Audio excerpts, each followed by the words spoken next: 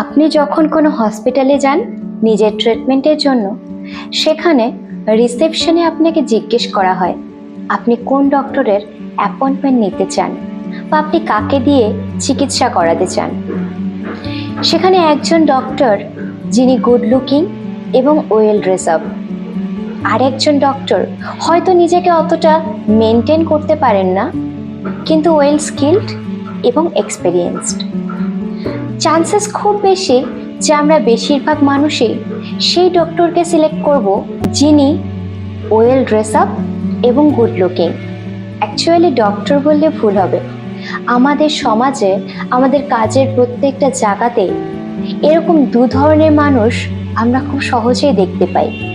এক শ্রেণীর মানুষ যারা নিজেদেরকে খুব সুন্দরভাবে সাজিয়ে গুছিয়ে রেখে প্রেজেন্ট করতে পছন্দ করে, আরেক শ্রেণীর মানুষ যাদের অনেক স্কিল থাকা সত্ত্বেও তারা খুব সিম্পলভাবে নিজেদের লাইফস্টাইল মেনটেন করছেন।